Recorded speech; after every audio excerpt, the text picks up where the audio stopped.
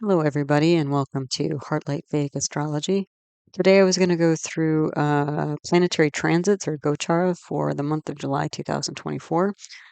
Keep in mind this is a Vedic Astrology or Jyotish perspective video, and it seemed like the overall theme for the month was recovering the heart. So let's take a look.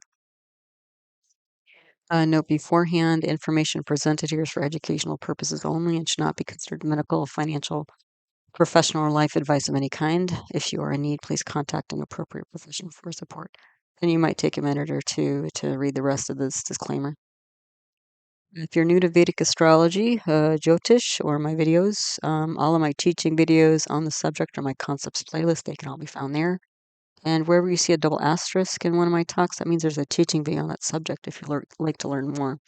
I'm all about playlists on this channel, so all of my uh, videos are slotted into different playlists. So I have, for example, a graha's planets playlist, a bhava's houses playlist, and a yoga's planetary combinations playlist. So you can learn more about all those things. And if you like to learn astrology by looking at charts of famous people, places, and moments in time, I have another video called Birth Chart Archive List 2024, where I list all the famous birth charts that I've analyzed on the channel and the video that you can find them in, because it's not always obvious. They're not always one-off videos. So other videos to watch in addition to this one, especially if you're a beginner, to get more out of this talk, because again, it's an interpretation talk for the most part, and I incorporate a lot of different concepts. So there's North, South, and East Indian style charts. I do cover Western style charts in that video as well, but it's not part of the title. Introduction to navigating a birth chart. The Lugna, also known as the Ascendant Rising Sign First House. Introduction to the constellations of Rashis, constellation or Rashi categories, planetary aspects, directional strength or Digbala, natural benefic and malefic planets or grahas, planet friends and enemies or graha, mitra, shatru, planetary war or graha, yuddha, planetary combustion or asta, planetary exaltation, debilitation, planetary retrogression or vakri, nakshatras, or lunar mansions, bhavat, bhavam, house of the house concept, and then I'm going through a bunch of different yogas. So pravraja yoga, sarpa yoga, parivartana yoga, saraswati yoga, budhaditya yoga. So a lot of yogas. So yeah, lots to learn if you're up for it. Okay, so let's take a look at the dates when things are moving in the sky. And again, this is for July 2024. We don't have as many movements this month as previous months and probably next month, but we have a lot going on nonetheless. So let's take a look. So July 5th, the sun will enter Punarvasu nakshatra. Also, that same day, Saturn will have an exact aspect on Mars, and there's going to be a new moon in Gemini Mithuna in the nakshatra Punarvasu as well. So a lot going on July 5th. Then July 6th, the next day, Venus enters Cancer or Karaka. July 7th, Mars enters Krittika nakshatra, and Rahu enters Uttara Bhadrapada nakshatra. July 9th, Mercury enters Ashlesha nakshatra. July 10th, Venus leaves combustion or asta, and it also enters Pusha nakshatra the same day. July 12th, Mars enters Taurus or Vrishabha, and Jupiter has a direct aspect on Ketu. July 16th, Sun enters Cancer or Karka. This is also known as samkranti. I have a whole video on the muhurta or auspicious timing activities that are best to do during samkranti if you're interested in that. Also, July 19th, Sun enters Pusha nakshatra, and Mercury enters Leo or Simha, Rashi, and Maga nakshatra at the same time simultaneously. July 20th, Venus enters Ashlesha nakshatra. July 21st, there's going to be a full moon in Capricorn or Makara Rashi, and that's going to be an Uttarashada nakshatra. Then July 26th, Mars enters Rohini nakshatra, and July 31st, Venus enters Leo or Simha Rashi and Maga nakshatra simultaneously. So let's take a look at how this looks and then what it all means. Okay, so what I have up here on this slide is I have two different charts. The one on the left is a chart for July 1st, 2024, and then the chart on the right is for July 31st, 2024, for first of the month and last of the month. And both of these charts are set to Aries as the lugna or rising sign. So the rising sign, I use North Indian style charts in my work. So in North Indian style charts, the top middle diamond is considered the first house, also known as the ascendant or rising sign, lugna, all different names for the same thing. And in these particular charts, there's a little one in the bottom corner. That little one, it actually means the first Rashi or constellation of the zodiac. It doesn't mean the first house, even though it is the first house. But when you have the first constellation of Aries, or Mesha, as it's known as in Sanskrit, in the first house, you will have a little one in the corner in the North Indian style charts. So I have Aries in both of these charts in the Lugna, because what I'm attempting to do here is create a natural zodiac. So a natural zodiac is where you put the first constellation of Aries or Mesha in the first house. And what that essentially creates, the natural zodiac is essentially a horoscope for the entire world or all of humanity. So it's kind of like a collective energy. Yeah, you can think about it that way. All right, so let's take a look at the first chart here. The moon is in the nakshatra. Nakshatra is a lunar mansion. The moon is in a nakshatra of Bharani. So a nakshatra, there are 27 nakshatras or lunar mansions, and every night the moon travels into a new one. So after about 27 nights, you get a lunar month because it takes about 27 and a half days for the moon to go through the whole zodiac, do a round trip through the sky. So the moon nakshatra is in Bharani at the beginning of the month. Bharani is symbolized by a womb. So, you have cycles of life and death, that sort of thing. It's a fairly, rigorous nakshatra, not exactly peaceful, because, there's a lot of drama and trauma, even though it's lovely to have a child born into the world, there's a lot of physical drama and trauma, and sometimes mental, emotional as well, depending on how it goes. So with the moon symbolizes the mind, the emotional mind, as well as the intuitive mind and imagination. So we have the moon in Bharani. So what I'm saying here is there's a fresh mindset. The other thing is that you see moon is in the first Rashi or constellation of Aries. And it's there with Mars. So Mars is the owner or ruler of Aries. So Mars and this house are particularly strong. And Mars has this energy of newness and innovation and starting things up and action, activity, newness, that sort of thing. So that reinforces this idea of the moon being in Bharani, of like a fresh new mindset. The other thing is that Mars is bhavat bhavam. So meaning that in this particular case, the first lord has gone to the first house. And so when we have that first lord go to the first house, it's like a kind of like a reinvention of self over and over again.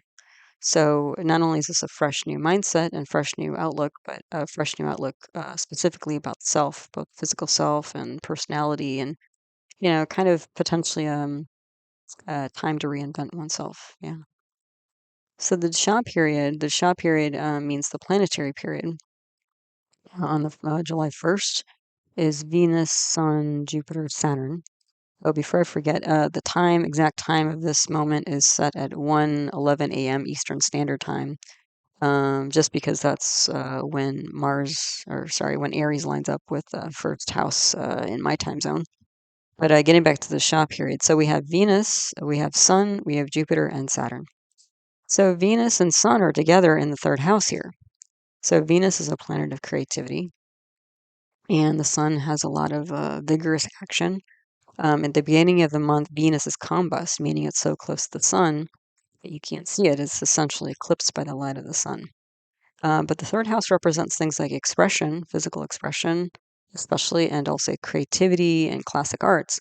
And Venus represents arts. So there's a lot of potential energy regarding expression, but more through like physical means. And because Venus is combust, you may not be able to see all of what's being kind of developed here, the art and the creativity that's being developed here. There'll be a lot of energy because the sun's there, but otherwise, not so much. And the thing is that on July 1st, I believe sun is in Ardra. Let me count here. 1, 2. Yeah, I believe it's still. I think Sun is still in Ardra at this point on July 1st. Ardra is a nakshatra symbolized by a drop of water, and the drop of water can come from a storm, like a storm cloud. The drop of water can also be a tear. So there's a lot of like emotional energy there and stormingness. Yeah. So there's some sort of storm, some sort of new activity, and it can be sort of a clearing out of the old as well as a bringing in of fresh energy. And then we have Venus there. Venus will be in Punarvasu at that time. Punarvasu is a nakshatra that's symbolized by a quiver of arrows and bow as well. So there's something very usually sharp with that energy. There's also this energy of like having a home base and going out and coming back. And so Venus, when I see Venus in a nakshatra like Punarvasu, I've seen people who are involved in arts where like there's some pointed object and then they kind of go out and come back. So I could see like sewing here, for example. That could be a creative art. I could also see something like I've seen hairstylists with Venus and Punarvasu as well. Because sometimes like they have that little belt or they have that little, jar on their table where they put the combs and the scissors and everything and the antiseptic or whatever. So it's kind of like a home base and then they take it out, they use it and they put it back.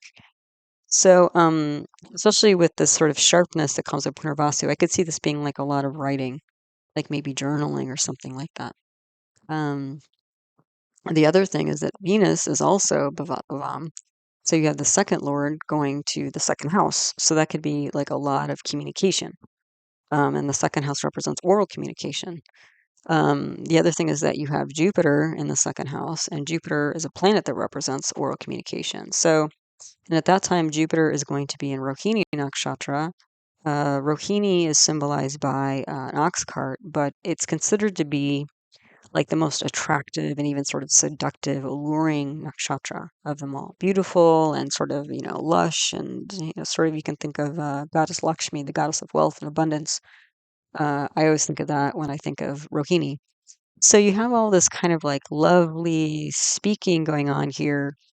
Um, and so there may be like a lot of communication going on here, both oral as well as written, between, this combination of planets in the second and third house.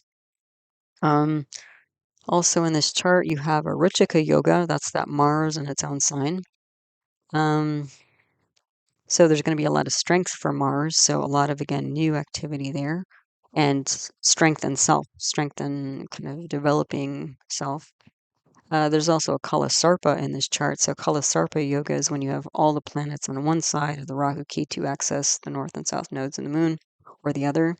I don't watch so much. I don't keep in mind with that Saturn and Moon because Saturn is such a slow-moving planet, and Moon is such a fast-moving planet that if those two are on one side but the other planets on the other, I still consider it Kala Sarpa Yoga. The other thing is that we have Chandra Mangala Yoga here. So Chandra Mangala, Chandra is the moon, and Mangala is Mars. So you can see Moon and Mars are in the same sign here. So that's a yoga for wealth. Okay, so there's like again a development of self, that sort of thing, but again a lot of communication here. So I see that there's like a great effort in rejuvenating self through difficulty, and the difficulty I'm bringing in here because you have this massive Saturn retrograde in its own sign in the 11th house. So Saturn is a planet that represents things like obstacles and delays and destruction, and it happens to be at this time in a nakshatra called Purva Bhadrapada. Purva Bhadrapada is symbolized by the front legs of a funeral pyre. So you can imagine like all that fire and flames and destruction. Um, that's a pretty, can be a very harsh energy. And Saturn is not considered to be a warm and fuzzy planet. So there's a lot of destruction, and destructive energy, leveling energy, I would say, with Saturn. And it will be for a while. And Saturn is aspecting the Lugna. And Saturn is also debilitated in the Lugna here, not because it's the Lugna, but because it's Aries. So Saturn is debilitated in Aries. So there's a lot of destructive energy and then also building energy simultaneously. And then the other thing is when you get Saturn and Mars together in any house, you usually get a very you get the kind of a combination that gives a lot of endurance because Mars will kind of set things on fire and start things off, and then Saturn will give perseverance because it's such a slow moving energy. So you could see like athletes here. You can see construction and manufacturing and engineering, uh, that kind of energy in this first house. Um, yeah. And then the other thing is that again, the communication with close loved ones, because again, we're talking about Venus, Sun, and Jupiter. So again, those three planets are in the second, third houses of oral and written or physical communication. And then the Saturn again is just again putting some drag on the energies here of the chart. Yeah, so that's the beginning of the month, and then at the end of the month on July 31st, now you can see planets have moved along here. Now in the second chart, Moon is in the nakshatra of Mrigashirsha. So Mrigashirsha energy it's like the symbol of that is a deer's head. And so in many cultures and folklore, the deer, kind of running through the forest, it's a symbol, it's kind of a spiritual symbol of like seeking, like wandering through the unknown and finding path, finding perhaps enlightenment, yeah. Finding one's way. So there's a kind of searching, seeking energy to that. So the mind will be searching and seeking. And what else do we have here? The Dasha period at the end of the month is going to be Mars, Moon, Rahu, Rahu. Okay, so Mars is in the second house of again oral communication. I believe by that time, 3:20. Yeah, by that time, I believe at the end of the month, Mars is going to be in the nakshatra of Rohini as well. So you're going to have these two planets, Jupiter and Mars, in Rohini. So a lot of oral communication, again, starting up conversations that are, enticing and that sort of thing. Now, this is a direct contrast to the last couple months where we had a lot of energy in the second house, but it was definitely in conflict. Like in May, we saw a lot of conflict with like students and teachers and universities and police and that sort of thing. Um, Especially when Jupiter was also combust, which is another benefic planet like Venus, because Venus represents things like sociability and compassion and social grace and generosity. And Jupiter is sort of similar, again, kindness and positivity, optimism, generosity as well, charity. So when those two planets were combust in May, it was really pretty tough for a lot of people in many ways. Okay, so we're starting to get that back. Um, so Mars is again in the second house, not only of oral communication, but the second house also represents family and inner circle. So again, I think it's about bringing more positivity to that area of life. Okay, and then what else do we have here? And then Rahu, though. Rahu is in the 12th house here of losses, expenditures, and also foreign places, isolated places, that sort of thing.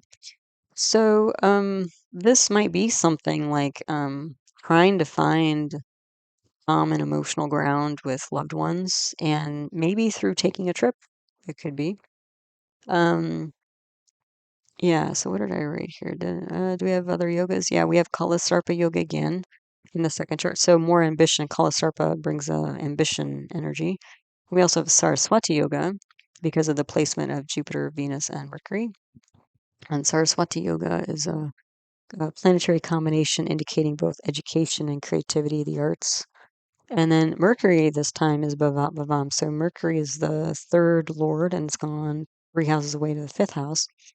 And so in the beginning of the month, Venus is in the third house, which represents classic arts. And then by the end of the month, Venus and Mercury are in the fifth house. And the fifth house also represents creativity, but more in kind of like a public way or with the stage or like performance or something like that. So it's almost like at the beginning of the month, there's something cooking, or developing in terms of creative arts. And then by the end of the month, it's time to kind of bring it out into the public or maybe like a stage of some kind, small or large. Yeah. And then this Mars as well is aspecting this Venus and Mercury in the fifth house. So again, there's some innovation here in terms of creativity and communication. creative expression, because again, you have Venus here, which is creativity, with Mercury, which is a planet that represents communication, travel, friends, friends and loved ones, that sort of thing. So, um, yeah, getting together with loved ones, creative performances. This is kind of like, at least in the northern hemisphere, we're in, summer mode, most of us. So, it's usually a time when families get together, maybe go on vacation or have a little bit more time off and seeing each other. In the southern hemisphere, I guess it's more winter time, and so there can be, similar, the weather's changed, but kind of similar equivalents of, winter holidays and time to get together with friends and family and, strike up more conversations and develop, that close bond with people. So, yep, there you go. Okay, so that's how the energy is shifting over the month. All right, so let's take a look at first off the two fire planets here, because those are going to be fairly active this month. We have Mars or Mongol and Sun or Surya. So July 5th, Sun enters Purnarvasu nakshatra. So again, Purnarvasu is a nakshatra symbolized by that quiver of arrows and a bow, bow with a quiver of arrows. So first off, Gemini or Mithuna, as it's known as in Sanskrit, is a neutral sign to Sun. So it doesn't, increase the Sun's power, diminish the Sun's power. And Gemini is a dual air sign, or Dvusva Bhava Vayu. So that means there's going to be like a kind of contrasting nature to the energy here. And an air sign is the sign that represents like ideas. So a lot of maybe contrasting ideas or a lot of energy in the realm of ideas is what I would say here. So for a lot at this time, at the beginning of the month on July 5th, Sun will be, let me see. I'm just checking this out because I know Mercury is about to move today as I'm recording this. Oh, but I wrote Moon. Okay, sorry. So at the time, July 5th, Sun will be conjoined with Moon and Venus. Now, those are the two emotional planets.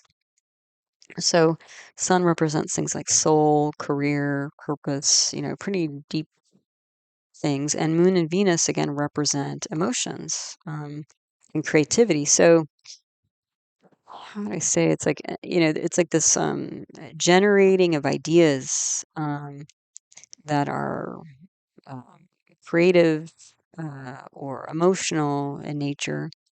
Um, and the other thing to know is that, these planets are in Punarvasu on July 5th, but they all came out. There were four planets like Sun, Moon. Like last month, we had a new moon in Ardra nakshatra, which is the nakshatra right before Punarvasu. And again, Ardra is the one that's symbolized by a drop of water, like through a storm cloud or sadness or something like that. So anyway, it's like a stormy energy. So we had quite a bit of a stormy energy last month, and now we're moving into having a home base and moving out and coming back. Okay, so last month there might have been some upset and disappointment and tears shed for different reasons, but now it's like starting to kind of get grounded and push the envelope out, like take the energy out a little bit and bring it back home. So we're starting to move, like have some comfort, some base, some stability, but then we're going to take our ideas out. This could be something like sales, but it could just be like, again, having some new ideas and started testing the waters with them, that kind of thing, that kind of energy. Then also that day, Saturn will have an exact aspect on Mars. Now I mentioned Saturn; it's like super duper strong. It's in its own sign of Aquarius. Aquarius is a fixed air sign, so a lot of stuck ideas that are hard to shift. They're rock solid. Unlike Gemini, which is like minute by minute. A Gemini person can like shift their ideas depending on the nature of their rising sign and also the ruling planet Mercury. Um, but definitely compared to as a constellation or Rashi Aquarius, uh, it's Aquarius is just much more solid and steady. So the thing though is that when Saturn aspects Mars, Saturn is going to be in its own sign, and Mars is going to be in its own sign. So they're both going to be super strong. And the thing is that both Saturn and Mars are what we call bhumi karakas, or planets that represent land property. So you could literally have like a seismic shift, and there might be, who knows, there might be like an earthquake or something like this, or a volcano exploding or something on this day. That's a possibility. The other thing is, again, you have Saturn in a fixed air sign and Mars in a movable fire sign. So this is going to be like, mm, what is it? Like a firestorm meeting Great Boulder Mountain. So they both have strength, but in very different ways. The other thing is at this time, Saturn is going to be retrograde or vakri. So it's going to be about reviewing ideas, old stuck ideas perhaps, and maybe shifting those. So reviewing old thoughts and paradigms and bringing perhaps new actions to them, right? So yeah, there's going to be a lot going on July 5th. Then July 7th, Mars enters Krittika nakshatra. Krittika nakshatra is symbolized by Kartikeya, the celestial leader of the army, or the leader of the celestial army. Is victorious and dressed in armor made of gold, and very virtuous and illustrious. Um, so there's this fighting, victorious energy related to nakshatra. And it's also at this point, Mars is going to be still in Aries, which is again a fire sign. So that's going to bring more of this kind of fighting energy out of Mars, because you have a fighting planet and a fighting nakshatra and a fighting, very action oriented constellation. So that's a lot of fire there. Um, the thing though is that Krittika is a dual nakshatra. There is also a foster mother type energy, because Kartikeya, the leader of the celestial army, was raised by several foster mothers. So there, there's probably some, although probably less, because there's so much fire here.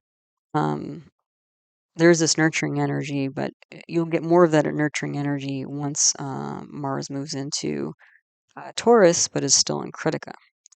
Okay, so Mars does enter Taurus on July 12th. Taurus is known as Rishabha in Sanskrit.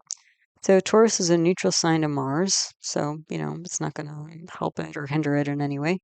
Um, and then Taurus is a fixed Earth sign, so a Shtira or Prithvi sign. So moving from a movable fire sign, so a lot of action all over the place, and Mars is kind of an erratic planet, so it can kind of be like starting a bunch of stuff, but is there going to be any follow through? Well, there might have been follow through, because we had that massive Saturn aspecting Mars, although it might be slowing it down to some degree. But once Mars gets in Taurus, it's kind of like, how do we move into more, perhaps slower, but more grounded practical action that's going to be more nurturing and stable? So maybe there's a lot of different ideas and actions going on last month, but now it's like, maybe it's time to edit or choose which direction, rather than just sort of, what do they call it? Shot, shotgun your way through it, just see where the bullets land and then go with those. It's kind of like, let's make a conscious decision about which way to go and nurture something specifically, rather than, just be scattershot with it. Then July 16th, Sun enters Cancer or Karka. Now, Cancer is a friend sign to Sun, so that's going to support Sun a bit. And Cancer is a movable water sign, so charge all. So that means there's going to be a lot of emotional energy here. So, the Sun and all these planets have been in Gemini for the last month or so, up to this point. And so there's going to be a lot of ideas, but now it's sort of like, once you've, kind of put your idea list together, once you've done your brainstorming, now it's time to kind of feel out the ideas. Like, does the idea feel right? You know, and so it's kind of like joining the mental body with the emotional body, so that you not only, like, it seems like a good idea on paper, but does it feel like the right thing to do or the right direction to move in? Then July 19th, Sun enters into Pusha Nakshatra. So um, now that the Sun is, this is going to be more stabilizing than Punarvasu. Punarvasu had kind of a has a home base energy, like the quiver of arrows. It kind of goes out, comes back, goes out, comes. So again, that's sort of like testing the ideas. And then once it gets into Pusha here, Pusha is symbolized, that nakshatra is symbolized by a cow's udder. So it's about nurturing and stabilizing and supporting and that sort of thing. So once the thoughts, the thoughts have been written down, and once you start kind of filling out the ideas, then it's time to, okay, once we've chosen, one or two or three or however many, how do we nurture these ideas? How do we nurture these actions? How do we nurture these directions to make them, come to life in reality and not just like ideas swirling around in our head? Okay. And then July 26th, Mars enter Rohini nakshatra. So again, Mars will have been in Taurus for what, a couple weeks. So, Mars will be getting more grounded rather than so active. And again, choosing specifically certain, and you've gone through the sorting process of which ideas and directions to follow. And now it's about like really making it viable, possible. The thing though is that Jupiter's going to be there. So Jupiter is a planet of expansion. The other thing is that when you get Jupiter and Mars together, you can get things like legal issues, because Mars is kind of a fighting energy and Jupiter is like the law. But luckily, Jupiter and Mars, at this point, the end of the month, will be in Rohini. So if there are legal issues, they'll be a little bit smoother going, I would think, towards the end of the month, once Mars moves from Krittika nakshatra, again, that fighting energy, to Rohini. Yeah. So again, a lot of action going on this month with the two fire planets. Okay, so here, if you've watched my videos, my monthly transit videos, I like to pull out some charts that mimic in various ways, recreate the current sky pattern. So that this is, more than just kind of a theoretical talk, but, there's some learning can be done in terms of looking at birth charts of famous people, places, and moments in time. And then I think it helps to kind of, show like more of an embodiment of these energies. So the first chart I have here is from the 1936 Olympics in Berlin, Germany. And this is the time, this particular chart is the time that Jesse Owens, who is an American track and field star, um, he won the 100-meter qualifying race. And the next day, he won a gold medal for this race. So, and the reason why I took this day, which is the qualifying race, is that I could find an exact time for it. Even though he won the gold medal the next day, I couldn't find an exact time. So I was like, well, this is pretty, you can kind of sort of, extrapolate, like there aren't going to be too many changes between, August 2nd and August 3rd, but there will be some. But I thought this was pretty close. And at least again, it was a exact birth time or exact time. So this is August 2nd, 1936, 10:30 in the morning in Berlin, Germany. So let's take a look here. So the Lagna nakshatra, so that's the rising sign nakshatra, is in Hasta. So you'll now remember this. This is pretty key for this chart. So Hasta nakshatra is symbolized by a hand. So, you can think of like limbs, I would consider both legs and feet, but, usually it's hands, but also like holding. Sometimes you can have like a grabby energy, that sort of thing with Hasta. Then you have the Sun nakshatra. The Sun is in nakshatra of Ashlesha. Now, Ashlesha is symbolized by a snake. And so Ashlesha usually has this energy of like being mesmerizing like a snake, where it's like, you're just kind of like watching the snake is kind of watching you, that kind of thing. And there can be, depending on what planets are there, if they're harsher planets, like a fire planet like Sun, it can kind of strike, that sort of thing. If it's like a more mild or benefic planet, it might indicate something like healing. Okay. So we've got the Sun in Ashlesha, we've got the Lugna in Hasta, and then we have Moon in the nakshatra of Uttarashada. So Uttarashada is symbolized by an elephant's tusk. So that's a victorious energy, but it's like a piercing victory. So you've got limbs, you've got hands, mesmerizing action, energy, and you have a piercing victory. Now the day lord is Sun, So we keep picking up the sun energy, and then the Hora Lord or our Lord is Mars. So Sun and Mars again, they're two fire planets, which fire is like fast, it's hot, it's intense, and they're also leadership planets. Okay, and you can see that Sun and Mars here are in the 11th house, and there are 4 planets here in the 11th house. Okay, so these 4 planets give us a pravraja yoga or a life focus yoga, planetary combination. Okay, now the birth dasha here is Sun, Ketu, Venus, Sun.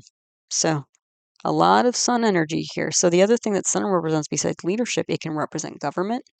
It can represent head of government, like president or prime minister, that sort of thing.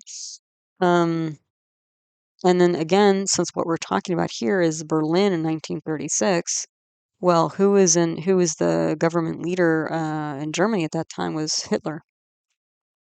So he was clearly, in the center of all of this. Okay. So, and then the other thing is that, so we have Venus, Sun in the Dasha period. So again, we're looking at a big crowd here in the 11th house, because this is clubs, groups, and societies. And at this time, because you can see those planets are so close, there's Venus, Mercury, Mars, and Sun all together there. The only planet you can see, if I remember correctly, I think Mercury, Venus, and Mars, all 3 of those planets are combust because they're so close to the Sun. So when a planet is combust, the houses that it's ruling over are going to be a bit unstable. So since Mercury, Venus, and Mars all rule 2 houses, half of the chart, 6 out of 12 houses are going to be a bit unstable. The other thing is you can see Mercury and Venus are in the same degree. That means that Mercury and Venus are at war. That's going to make them more unstable. Mercury and Venus are in, and Sun as well. Mercury, Venus, and Sun, all 3 of those planets are in this nakshatra of Ashlesha, of mesmerizing energy. So this was a mesmerizing moment. We've got 3 planets here. So, and these 3 planets rule 5 houses. Sun rules 1, Venus 2, Mercury 2. So almost half the chart has this like mesmerizing energy. And I think that's not only because of Jesse Owens here, because he was such a fast guy. I mean, he just kept breaking records after records, world records in terms of track and field. And he did actually, also, I'll get into the details of this day here, but um, again, and this chart is very interesting as well because you can see here in the Lugna, we have a little 6 in the bottom corner. So this is the 6th zodiac constellation, which is Virgo, and Virgo is a dual earth sign. So there's going to be 2 stories here, and it's actually interesting. Like looking at this chart, it was kind of funny because it was almost like looking at a kaleidoscope where like you kind of shift it and then you see a whole new thing. So it's almost like I was simultaneously reading a chart for Jesse Owens, a chart for the Olympics at that time, and then a chart for Hitler. Like it was really, yeah. So as I go through it, like I think you'll see more and more what I mean. Okay, so with the Sun, KT, Venus, Sun. So again, Sun and Venus, there's some big crowd moment here. The other thing is Sun can represent things like gold. And the 11th house can represent like income and easy money, for example. So this is literally, since you have the ruling planet of Mercury going to this house, this could literally be grabbing the gold or winning the gold, which is what Jesse Owens did. I mean, not on this particular day, but the next day. So within a few hours. Yeah. The other thing is Venus here. This is going to be like moments or very, a moment that's very attractive, emotional, mesmerizing, like, on the edge of your seat kind of moments here. Okay. Because again, this guy's like just flying down the track because he was so fast. Then we have K2. Now, K2 is like a separatist type energy. And K2 is in the 10th house of activities during the day. So there's some kind of unusual activity here, and K2 is in a nakshatra of Ardra. So again, like a lightning bolt. So there's some sort of like wild, unpredictable, unusual, bizarre moment that's happening at this time. And oops, sorry, there might be a little skip in the audio because I pushed a button and all of a sudden my recording stops. Trying to pick up where I left off. So anyway, there's like leadership here. There's like mesmerized public, groups and societies going on here. And then there's some unusual, kind of electric moments going on here as well. Um, so this chart represents or recreates the current sky pattern because you can see you have Venus, Mercury, and Sun in Cancer again. You also have Saturn retrograde in Aquarius and Purva Bhadrapada. So you have this again very destructive energy coming from Saturn, but it's in Aquarius where it's like destroying old ideas. And again, with Jesse Owens blowing out like Olympic records, that's essentially what he did. Like people didn't think you could run that fast, essentially. Yeah. Okay, so let's go through house by house and see what we see. So the lugna here, again, it's a Virgo lugna or Kanya in Sanskrit, dual earth sign, Dvasva Prithvi. So very tangible, but also like a dual nature to it. So this could be literally like holding multiple items here, something. And that's what he did. He won, I believe, 4 gold medals in the course of the next few days. So this is just, again, the tip of the iceberg in terms of him being very successful, that Uttarashara energy. And being mesmerizing because he was just lightning fast, like the, Ardra energy. Yeah. So the other thing, well, I'll get to it, but maybe I'll just say it now because it comes to mind. So the other thing is you have Rahu and Ketu here in the Kendras. They're the only planets in the Kendras, and the Kendras are the 4 houses in the middle of the chart, and the Kendras represent kind of the core energy of somebody or the moment of time. So Rahu and Ketu always bring this energy of being like unusual or unexpected or hidden, just sort of out of the blue. The thing is they can represent like foreigners. And so like what I was seeing here is that you're also seeing like the backdrop here of Nazi Germany, because you have K2 and Ardra. So there's sadness here. There's like an electrifying moment and sadness here with foreigners or perceived foreigners, like quote unquote foreigners, like because that was part of the whole kind of Nazi regime was even people who were nationalists or natives of the country, like because of their religion or ethnic background or whatever race, like they were seen as like foreigners, even though they weren't. And then you have Rahu here in Purvabdrapada. So in the 4th house, the 4th house can also represent like genetic conditions. So literally, you have like a strong effort or ambition to exterminate people based on genetics, for example.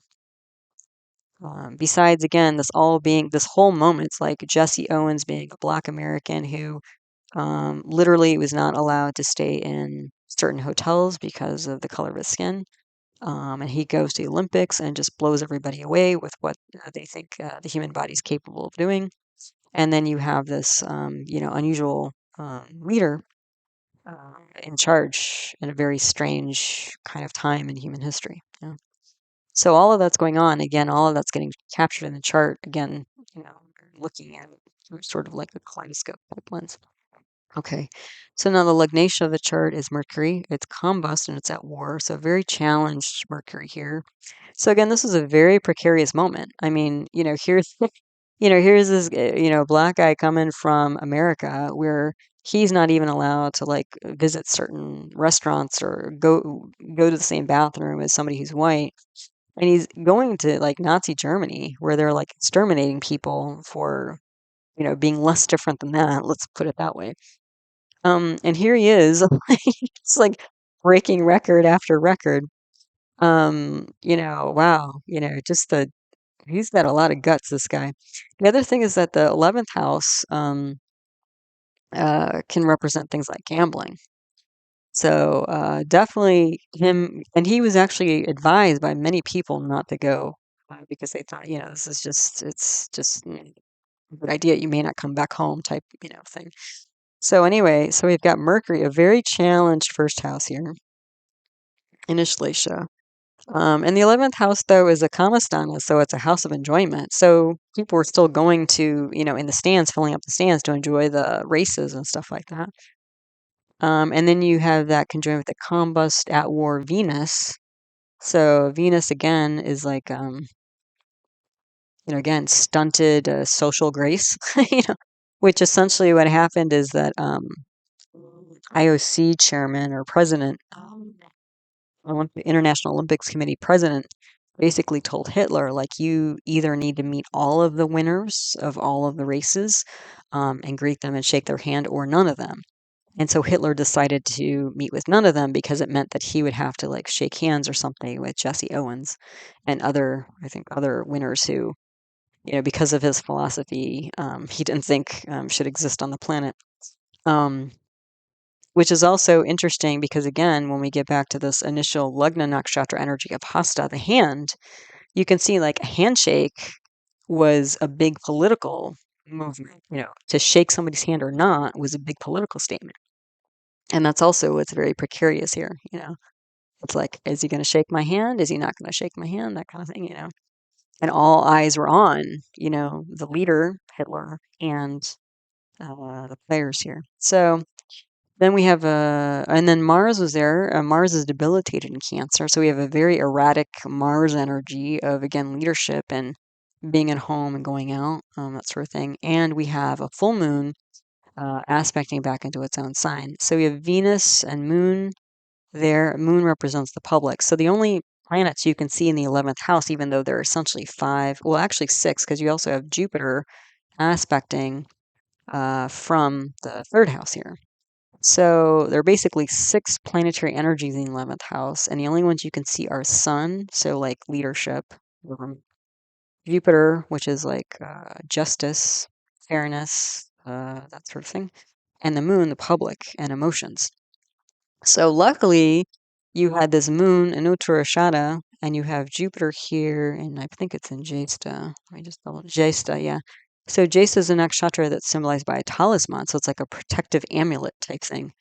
Whether it's like a psychic shamanic version of that, or whether it's like police, police wear their shield, it's like an identifying object for their power and authority to uphold the peace. So luckily in this chart, because again, look, you've got Mercury, Venus, Sun, all in a shlesha, three snakes, like in the 11th house. You've got Mars in Purnarvasu, so a bow and arrow, so a weapon. So you got snakes and weapons in the 11th house. Then you have Jupiter in the third house with the talisman of protective energy. You have Moon in Uttarashada, so a victorious energy, but again, another piercing, a piercing elephant tusk, that can do damage. You've got, oh, sorry, I think I said Rahu is in Purva Bhadrapada. Rahu is not in Purva Bhadrapada. Rahu's in Mula, which is another destructive energy, so I got to fix that on the slide.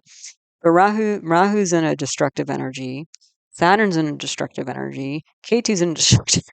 Like, it's like, it's kind of amazing that something amazing like Jesse Owens breaking all these Olympic records happened at this time. Yeah, so when we put this all together here, and Jupiter aspecting into Cancer, that's going to be exalted. So a mesmerizing group event, fast words, travel, movement, victory, and disruption of leadership, because that debilitated Mars, that's like going at like leaders from another country going to like Germany, like the Americans going to Germany and upsetting their whole philosophy on like Aryan, supremacy, or that's essentially what was going on.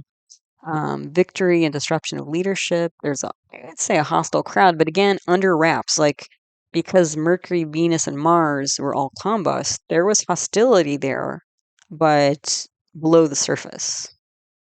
Like people in the stands were, not happy or hospitable, let's put it that way.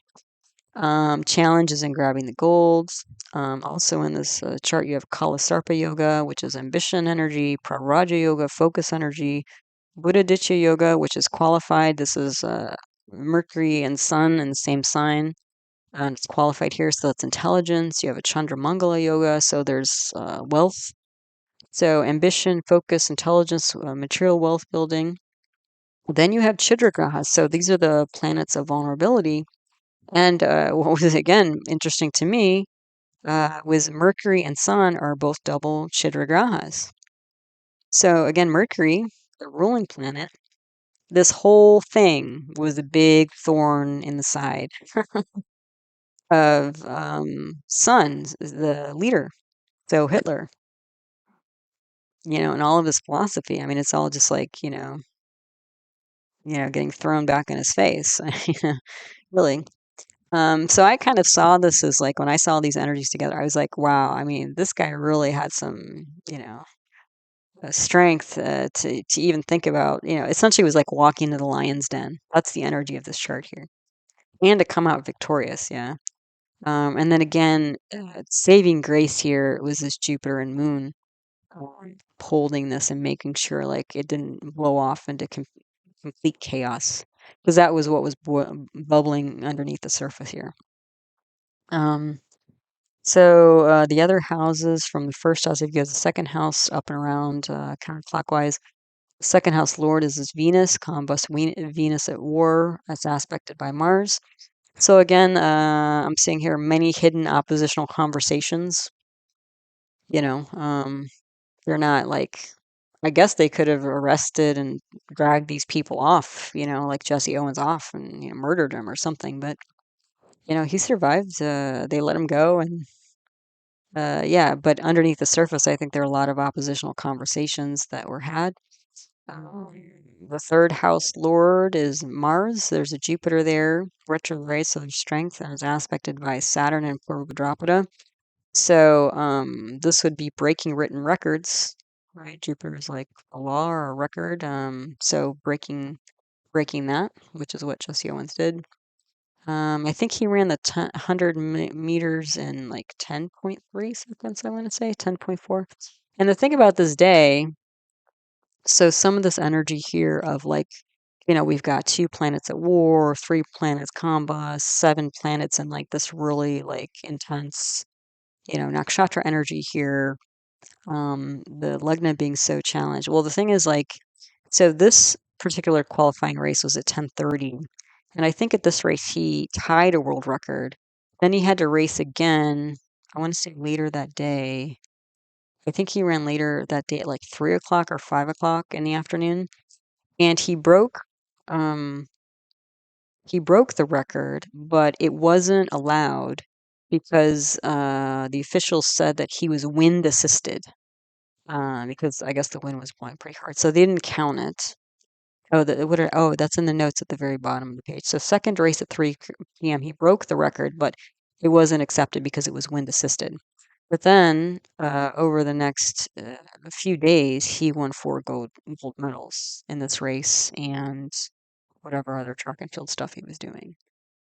So this is just again like because the next day the moon on this chart is in Uttarashada. The next day it's going to be in Shravana. So Shravana is like a storyteller. So that's going to be like a major story, being um, told by all of these planets and their people represented by the 11th house. And the next day, Mercury and Venus are no longer at war. So again, maybe if Mercury and Venus were not at war, they would have accepted his wind, quote unquote, wind assisted world breaking race in the afternoon, but they did not. So, so then the fourth house, the fourth lord is Jupiter and Jesta, and then Rahu again in Mula.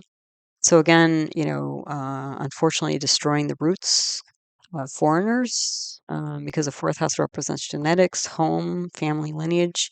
The other thing is that Rahu and Ketu can represent things like cancer, and the fourth house can represent lungs. So you could potentially see lung cancer here. And actually, Jesse Owens died of lung cancer. So again, it's like, depending on, because this chart, you can kind of see it as like it's not a specific, birth chart for Jesse Owens or Hitler or the Olympics or this kind of time in history. You could see it as a samaya chart. So a samaya chart is like an update chart. So you can cast a chart and see like what it's kind of an update of a birth chart. So if we use this chart as a samaya chart for Jesse Owens, you would potentially see lung cancer here. Because again, let's see, Sun.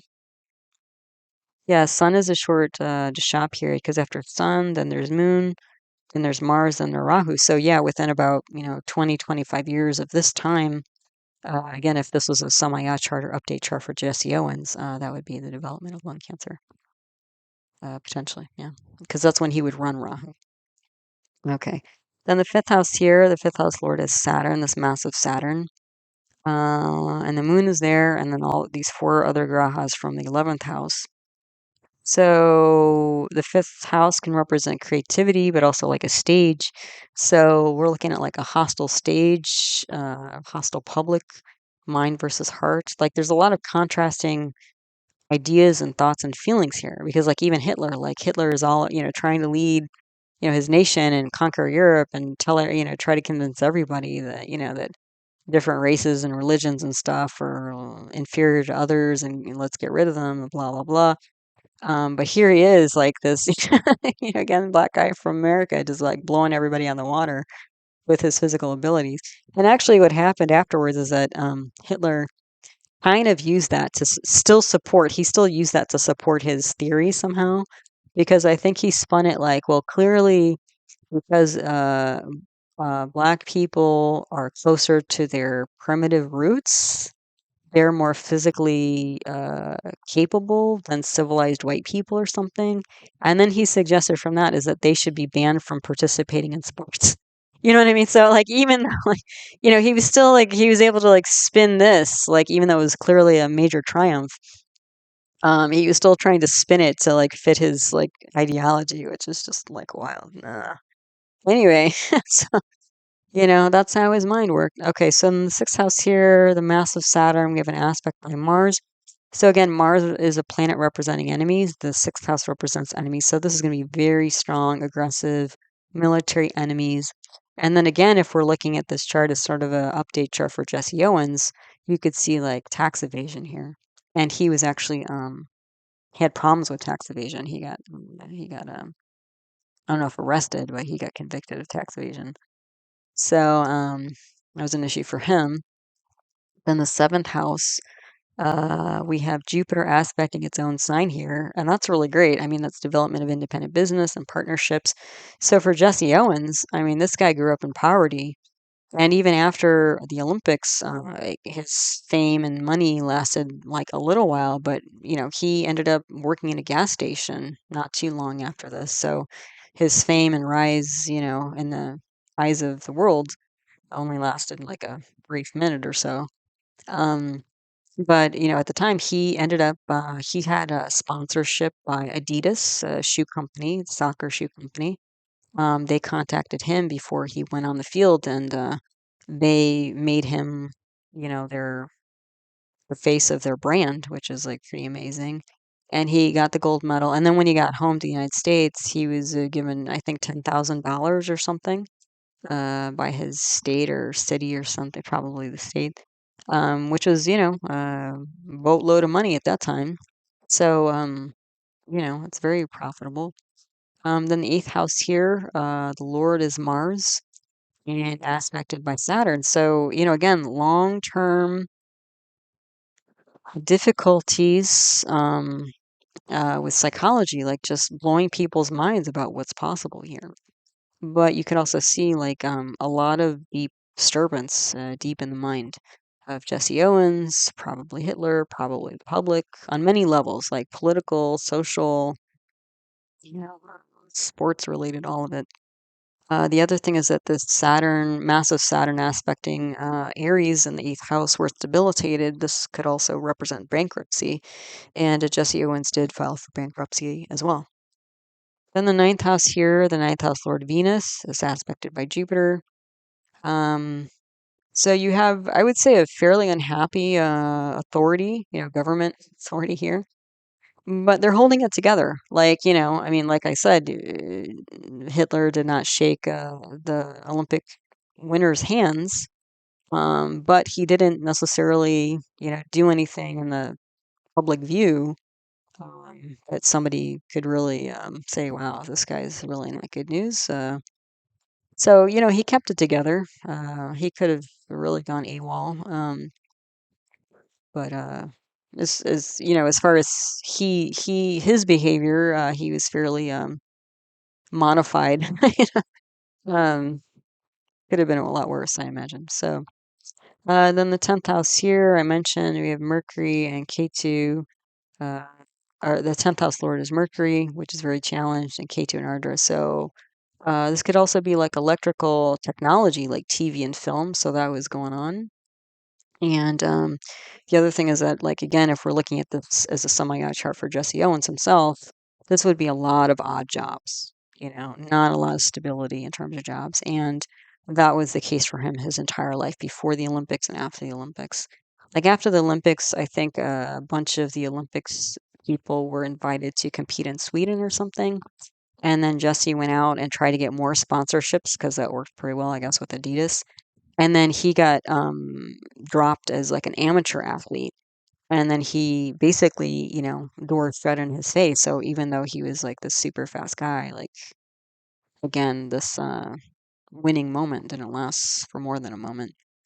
Then the 11th house lord is again moon aspecting its own sign with these four planets and another aspecting. So again, the Jupiter and Moon on this house, I think, was keeping things together from becoming complete anarchy. Because again, with this debilitated Mars, and then combust Mercury, Venus, Mars, with the Sun, and then two planets and war, three planets and exaltation. I mean, that could have been like just a nasty, nasty time. But Jupiter and Moon, I think, prevented that from getting too crazy. And then the 12th house here, the 12th house lord with Sun. And you can see Sun is bhavam, so the 12th house lord has gone 12 houses away.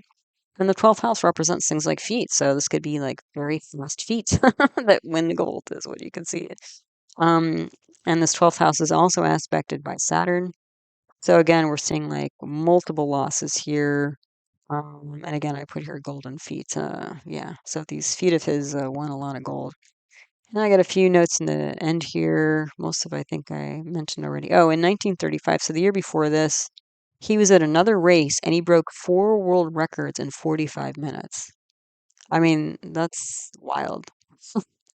And then there was this line that I read about in one of his biographies, and it said Jesse Owens single-handedly. So again, getting back to hasta, right? That nakshatra symbolizing the hand. So again, it's like handshakes are important, and now we're talking about single-handedly crushing Hitler's myth of Aryan supremacy. Um, and then he got the Adidas sponsorship. The IOC president told Hitler to meet all the winners or none, and he chose none. But apparently, even though there was some fake news about Hitler blowing them off, not just Jesse Owens, but other athletes or whatever, apparently Jesse Owens said that Hitler saluted him and that Hitler gave him a gift, and I think the gift was like a signed autograph, a picture of himself or something. Um, and Jesse Owens apparently said that the American president did not call to congratulate him. So he felt rebuffed by the American president more than he felt rebuffed by Hitler, which is like a completely different spin on this whole thing. Um, so who really knows? But in any case, you can see how again a lot of these strong energies, Purnarvasu and Ashlesha and all this. Yeah, it's can be some tough energies. So, luckily we have some planets like in Rohini, for example, to temper this kind of energy this time. Okay, so then if we look at the moon, Chandra transits for July, and I usually do separate videos for the new and full moon each month, so you can get a lot more detail there. But on July 5th, there's a new moon or Amavasya in Gemini, Mithuna, and Punarvasu. So again, dual air sign, a lot of ideas. This is a friend sign for moon, so that's going to support moon a bit. And it's going to be conjoined with Sun and Venus, and all of these are going to be in Punarvasu at that time. So again, it's like having a home base and going out, and I would see this as like an emotional home base because Moon and Venus are the two emotion planets there. And they're also the arts planet, so this could be developing a new art or new career in arts because Sun represents that, but something soulful in terms of ideas. So a lot of mental and emotional churning and expanding beyond limits is what I'm seeing here with this new moon. And then July 21st, there's going to be a full moon in Capricorn or Makara, and this is going to be an Uttarashada. So Capricorn's a movable earth sign. Chara Prithvi, it's a neutral sign for the moon. So it's a very practical, but it's like a builder's type of constellation. So one brick after another, um, or one step after another to climb the mountain. You can kind of think about it either way. So the thing, what's interesting is like in the July 5th new moon, you have Moon, Sun, and Venus together in Gemini. And at the end of the month, Moon moves into Capricorn, so on the other side of the zodiac. But at that time, Sun and Venus are going to be in Cancer. So you're still going to have Moon, Sun, and Venus together, but the underlying energy, so the players are the same, but the kind of field is different or the stage is different. So at that time, Sun is going to be in Pusha, so a lot of nurturing, stabilizing energy from the Sun, and Venus is going to be in Ashlesha. So there's this like nurturing art and relationships in practical, tangible ways. Creating more stability in relationships and art is what I'm seeing here. But again, I'll have separate videos on these coming up. And then if we look at Venus and Mercury, so Venus is Shukra and Mercury is Buddha, and these are fast-moving planets. July 6th, Venus enters Cancer Karka. This is a movable water sign, so a lot of water energy here, and Venus is a emotional planet, but it's an enemy sign, so it might slow Venus down a little bit. But again, you're going to get a lot more emotional energy rather than thought energy when all these planets were in Gemini. Then July 9th, Mercury enters in a Shlesha nakshatra. So, again, Ashlesha is symbolized by a snake, that nakshatra. So Mercury can represent things like communication, words, or writing, friendships. It can also literally symbolize the nervous system, peripheral nervous system. So there can be harsh words here or sudden pain, but also healing in relationships as well. I think it can go either way. Then July 10th, Venus leaves combustion. So that's going to be probably pretty happy for a lot of people. Venus has been combust since the end of April. So a good 2.5 months where Venus, again, the one of the benefic planets that represents things like social grace and the finer things of life and arts and love and romance and travel and all sorts of lovely beautiful things. It's been combust, so it hasn't been. We haven't seen much of that in the material world. Although there was potentially the opportunity to cultivate that deep within. But now, finally, Venus coming out of combustion. And if you're interested too, I have a video on Venus and Jupiter in combustion related to Muhurta. Muhurta is auspicious timing in Vedic astrology. So you can check that out if you're interested in auspicious timing.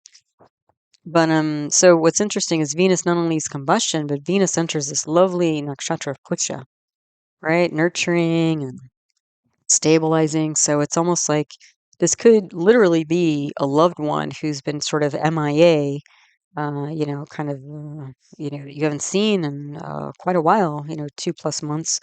And they may suddenly show up out of the blue and be very lovey-dovey, So and Venus also represents like the partner, like a spouse or partner or loved one, Um, and so it may be that the partner comes forward and is more present, more lovey-dovey, which might be a little bit shocking because they might have been completely absent for a long time. So that might be a little bit surprising. This could also, Venus also represents creative work. Um, and so we're moving out of the thoughts and consideration, stage in Gemini to actually feeling this out in reality. Because most creative stuff, it might seem like a good idea, but then you kind of got to feel out, how do the colors feel? And they feel right for, expressing a particular thought or, idea. And, does the music sound right? And is it capturing the essence of what we're trying to convey? And all this sort of thing. So A lot more emotional in July. Then July 19th, Mercury enters Leo or Simha. So Leo is a fixed fire sign, Stir Agni. And so a lot of energy and action here. And then also Maga Nakshatra it also begins at the beginning of Leo. So Maga is symbolized by a throne. So there's a lot of leadership energy here, but also Maga is the part of the sky where ancestors are thought to reside. So this could be like new directions and efforts with words and thoughts. And also at this time, Leo, that constellation is going to be aspected by this massive swell retrograde Saturn and Mars. So again, there's going to be a lot of, it's like a construction energy, like of a new position, new property, new words, new thoughts. There's going to be a lot of thoughts, actions, ideas here. Then July 20th, the next day, Venus enters Ashlesha Nakshatra. It's going to be conjoined with Sun. Sun is going to be in Pusha the entire time, which is nice because Venus in the Shlesha, that can be like a very sexy, like attractive type energy. But it could also be like a partner who, or again, like if Saturn or Mars or Ketu or Rahu are involved here, this could be like a very attractive partner who's very unstable emotionally. But Sun and Pusha, like this is going to bring some emotional stability. So this might bring romance into the fore. It could be like, finding your partner very attractive, but also like creating more emotional stability or developing like an art, like a platform for some sort of creative endeavor. And this could also mean like healing relationships, especially with a boss or coworkers, because Sun can represent boss. It could also represent like practicing some sort of performance. Because I often see, as I mentioned, when you have important planetary placements in Ashlesha, you can typically get people who are like actors and actresses and models and people who are mesmerizing to others, like on the screen or the stage, and that's why they do what they do. So then July 31st, Venus also enters Leo, Simha, as well as Mga. So we're going to have Venus and Mercury there at the end of the month. So Leo is an enemy sign to Venus, so it's going to destabilize Venus a little bit. The other thing is that, again, you're going to have Mars aspecting Leo and this massive Saturn aspecting Leo. So it might be that you might feel like you're gaining some momentum with art or relationships. The idea was there, and then you're kind of feeling it out and it felt pretty good. And then once you kind of bring it out on stage in like a more public way, like whether it's a relationship or something like maybe on social media or with family, friends, there might be challenges here. Because again, you're going to have Mars on Leo and you're going to have this massive Saturn as well. So, again, luckily these are fast moving planets. So if you wait till, I'm guessing, I haven't looked, but I'm guessing if you wait till the end of August, you'll get past this sort of challenge point of Leo. Because last year, we had this kind of parade of planets going through Leo, and Saturn was still in Aquarius, but it was mostly in Shatabisha, which can be a challenging placement, a nakshatra. But it was like, these planets like parading through Leo, one after the other. Like you had this strong Saturn aspect on it, and each one would get, again, delays, obstacles, blah, blah, blah. So, I would just say be patient and just wait, keep working on this stuff. And if there are any challenges pop up, I wouldn't say like, to let that put you off too much. It's just, again, when these planets start parading through Leo, it's going to slow down the initial momentum here. Yeah. So, all right. So we have another chart here to embody the current planetary energy. So this is a chart for the first Tour de France. So yeah, it's kind of funny. I wasn't planning on it consciously, but the charts that came to me were all very summary, type charts. And again, we had Olympics in Europe in the first one, and now France and sports here. And the Tour de France is about to start up, I think, tomorrow or this weekend or something after this recording. So we're back in France, and I've got one more chart, which, is Sort of similar, you'll see it when we get there. But the first Tour de France was held on July 1st, 1903. And the race started at 15:16 p.m., so 3:16, which is sort of an odd time. But when we go through this chart, you'll see why that kind of makes sense for this chart, because it was kind of a wild time. And the race started in Montgaron, France. So that's a banlieue, a suburb of Paris, actually, so outside of Paris.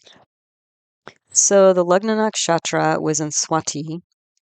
Swati is symbolized, that nakshatra is symbolized by new grown grass blowing in the wind. So fresh growth, but unstable. Then you have the sun nakshatra in Ardra. So again, the drop of water. So sun, authority. And you can see sun is in the ninth house here. So when we have sun in the ninth house, that creates a karako bhava nashaya for the sun. So karako bhava nashaya, it's translated as like planet breaking house. So when we have the planet representing government authority, father, and the house representing government authority, father, you can kind of get too much energy there. You can kind of think about it that way.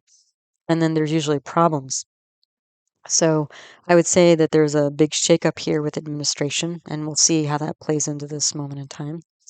Then the moon nakshatra, hasta, hand, remember from Jesse Owens' chart. So the moon, it's all about, being grabby here with the public and minds also. The day lord was Mercury, and the hora lord was Mars. So we've got minds and action here. And you can see that we have Mars and Mercury energies in both the eighth house of long-term problems, bankruptcy, that sort of thing, and the 12th house of losses and expenditures. So this is a massive outpouring, actually, of assets and money to try to recoup losses here.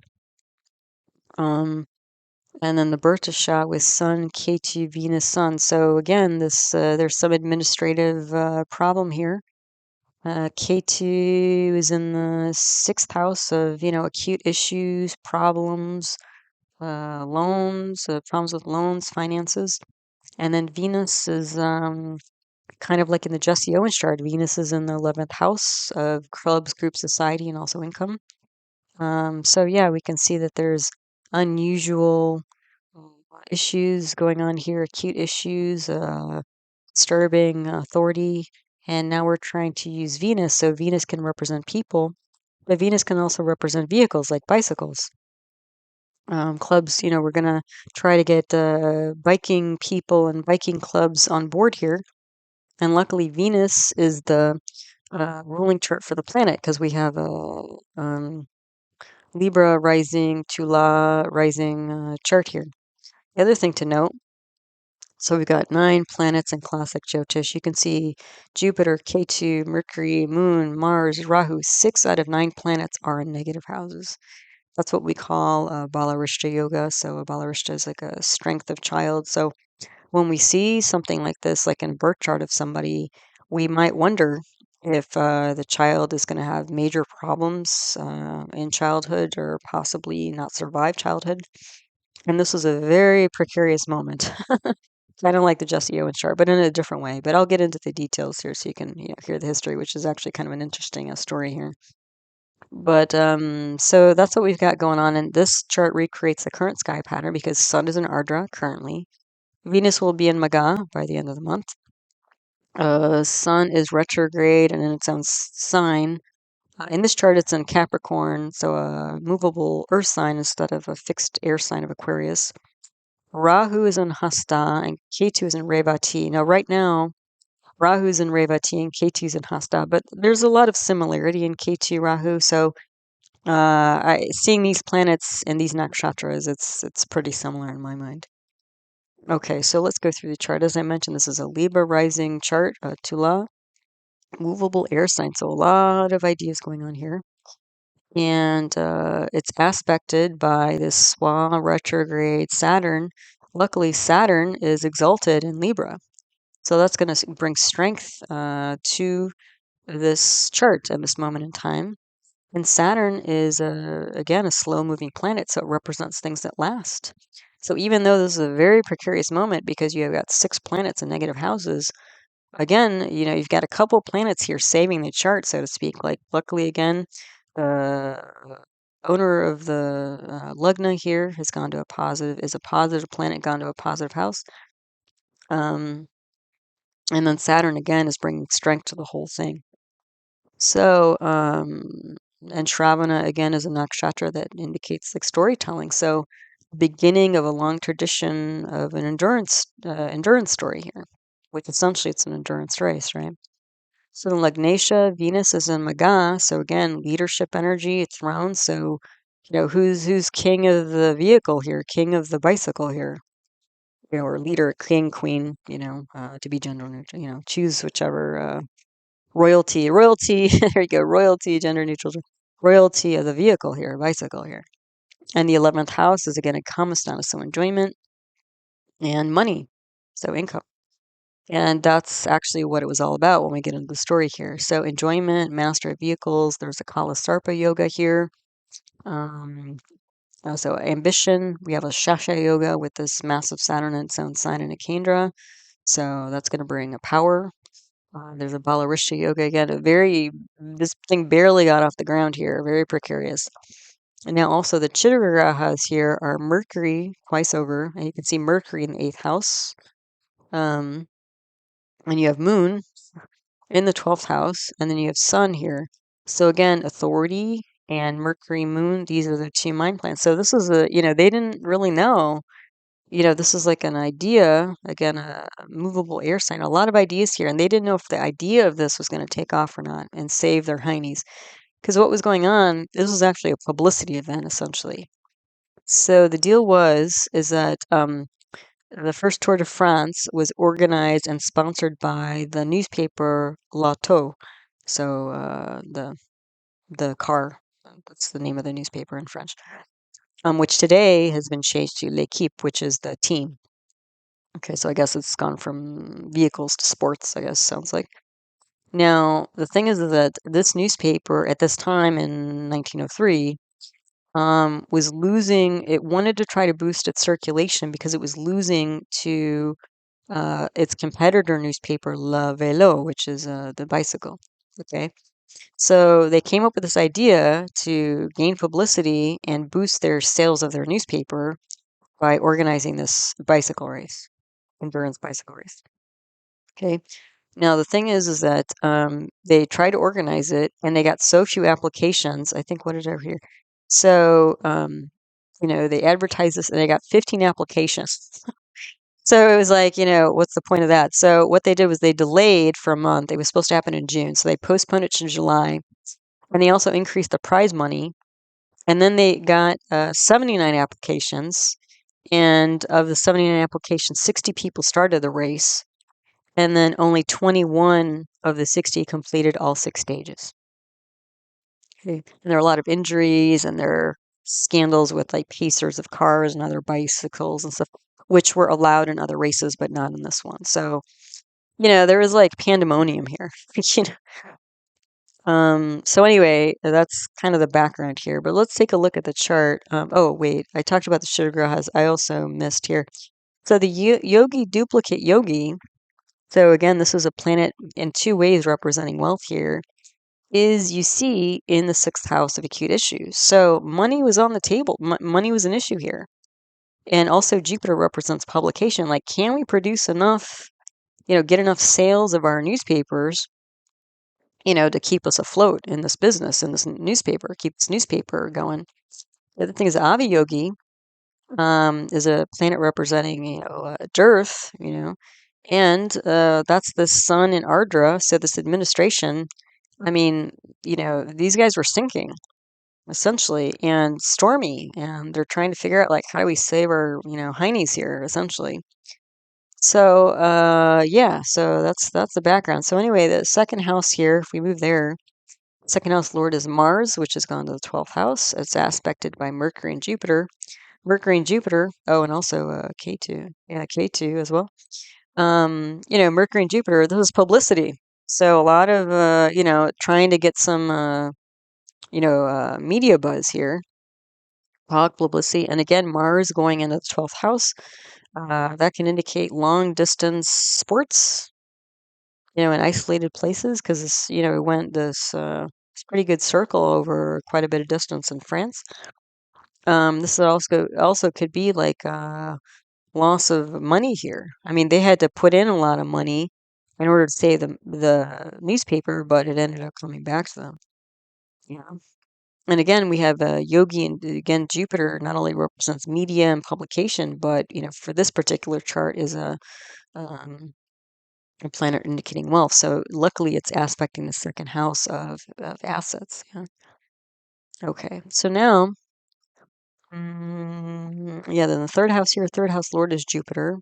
And this house is aspected by Mars and Sun. So two leadership planets in publishing, basically. The third house represents like nonverbal communication, publishing. The fourth house lord is Swa retrograde massive Saturn. So there's power and tradition and physical storytelling. So literally like some kind of publication you could hold as opposed to like digital media these days. Then the fifth house lord, fifth was this massive Saturn. And this fifth house is aspected by Venus. Venus is a practical advisor. You can also see this as a platform for vehicles like bicycles.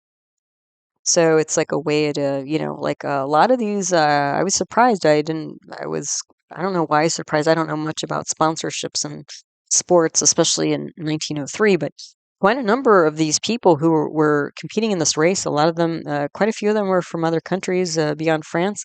And a number of them had corporate sponsorships by like bicycling companies and stuff. So it was like a big publicity thing, not only for the newspaper to keep them afloat, but all the bicycling people, companies and stuff. Then the sixth house lord is a Swa Sundi Jupiter. So, Jupiter's in its own sign, which is nice. So they probably took out loans to pay for this whole endeavor here. And, we're praying probably not to go, get blown up and get their money back and keep the publication going. But you can see Jupiter is in the first 32 minutes, not even in the first degree of the sign. So that means that the planet is Sundi, meaning that the planet is in first or last degree of the sign. And when it is in the first or last degree of the sign, it means that the planet's going to be unstable because it's shifting energies. And Jupiter here is in Purva Bhadrapada. So again, this like, is the newspaper going to go up in smoke? Literally, possibly. And then you have Ketu here in Revati. Revati is like this energy. It's of like travel and hospitality. So this is like a newspaper possibly going up in smoke, having one last effort or, last ditch effort to save itself by hosting an event. The other thing is the sixth house is um, what is it? Aspected by Saturn, Mars, Moon. So hosting a sporting event specifically, and also a public sporting event. Yeah, there you go. And the sixth house also represents competitors. So, we're also trying to deal with this Levalo, newspaper, that's trying to, grab all of its readers, right, from Loco. Okay. So, and then the seventh house lord is Mars. Mars has gone to the 12th house, so lost partnerships, lost readers. See it that way. The eighth house lord is Venus, and Mercury's there in Mrigashirsha. So this is seeking income, seeking supporters, and we also have here an aspect by Rahu, an aspect by Mars. So this is like, trying to regain lost readership. That's what I was seeing here. Then the ninth house lord is Mercury. Mercury's gone to the eighth house, and the sun's in Ardra, which is a karako bhavanasha sun again.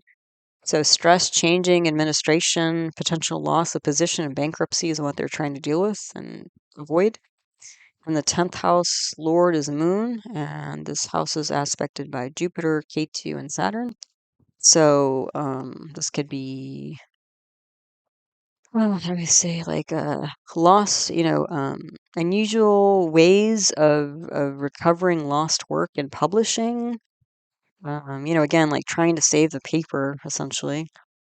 And then the 11th house here, the 11th house lord is the sun, the challenge with Venus there. So restoring financial prospects with vehicles and supporters. Then the 12th house lord is Mercury.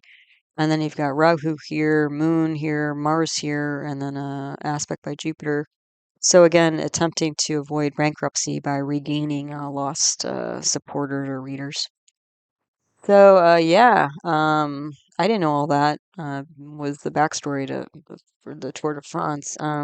Anything else I wrote here that was kind of interesting? So also, what's sort of interesting when I was reading about the history here is that apparently this first Tour de France had the greatest margin of win. So it was almost 3 hours of win time.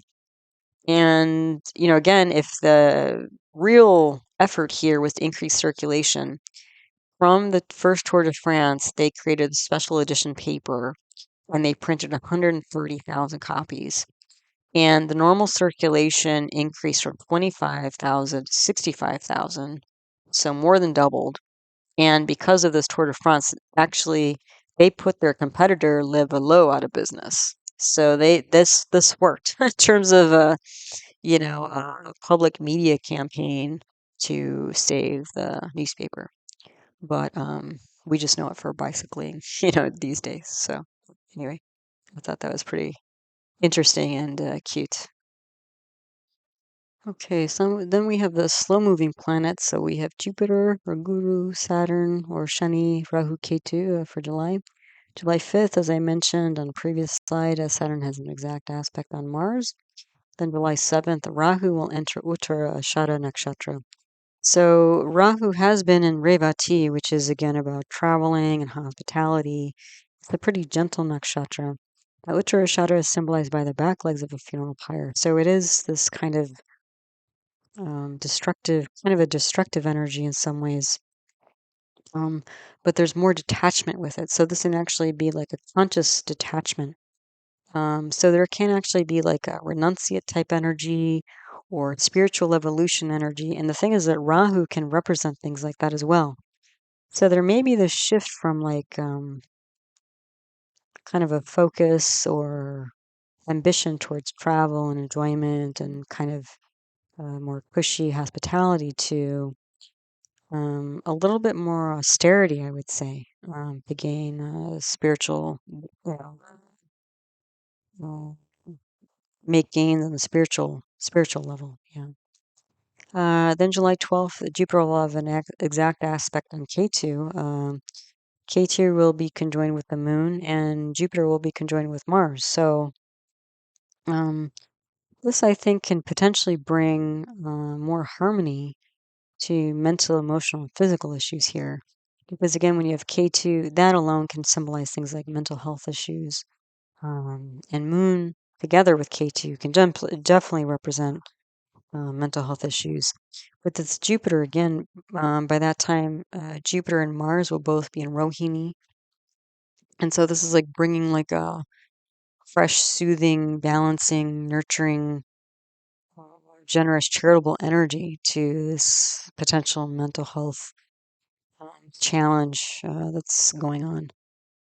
So that should actually, I think, be kind of a nice boost for K2, which is in some ways kind of been causing havoc, especially when Mercury is moving in and out of the chart.